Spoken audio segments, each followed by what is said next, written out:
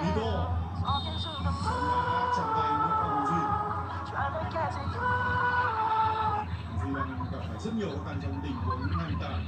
Igo có kỹ thuật và rất nhanh bên phía đội tuyển Nhật Bản, và bây giờ thì Phát Toàn chuẩn bị được tung vào sân.